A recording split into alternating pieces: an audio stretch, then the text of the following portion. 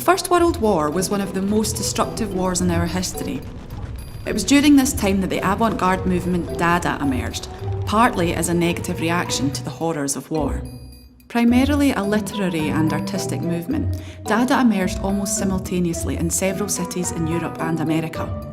It was in Zurich's Cabaret Voltaire Club in 1916 that the movement was first founded by Hugo Ball and Emmy Hennings, with other members including German-French sculptor Hans Arp and Tristan Tzara, a French-Romanian avant-garde poet.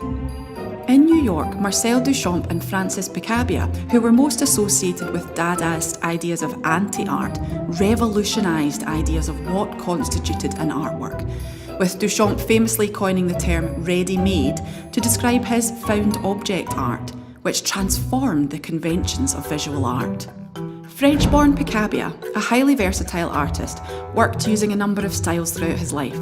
He experimented with Impressionism and Cubism, but it was for his work with the New York Dada group that he became most noted. Influenced by his friend Marcel Duchamp and by the enthusiasm for mechanisation in America, Picabia began depicting the machine in his work. Like Duchamp, Picabia had a taste for paradox and the absurd.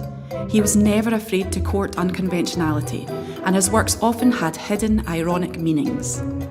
The Zurich group published a Dada magazine and held numerous art exhibitions spreading their anti-war, anti-art ideas. They also had regular events with experimental poetry readings, music and dancing, and Tzara and Arp famously explored chants through ripping up and scattering paper pieces onto the floor. Dada continued to spread at the end of the World War, with groups in Paris and Berlin, among other cities. Those who participated in Club Dada in Berlin included George Grosz and Hannah Hoch.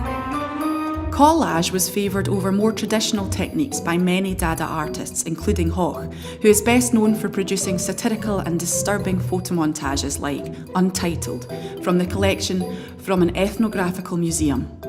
Her work often focused on the situation in Weimar Germany from a woman's perspective, combining political commentary, gender issues, questions of modernity, and a critique of the bourgeoisie.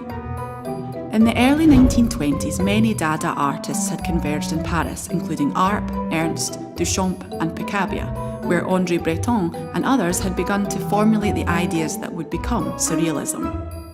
Although the movement was essentially brought to an end with the emergence of Surrealism, Dada is now considered a watershed moment in 20th century art.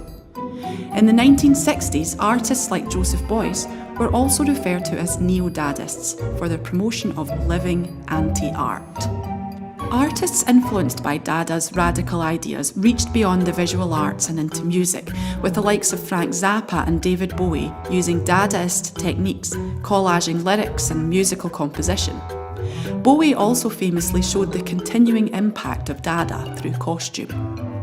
Developed amidst the darkness of World War I, this anti-art movement had its focal point in the nonsensical and absurd. Dadaism echoed the marked disillusionment of the time and concerned itself with the absence of meaning and the inevitability of chance in life events. If being anti-art means rejecting the styles and sensibilities of the day to make way for fresh thinking and approaches, what artistic struggle could there be?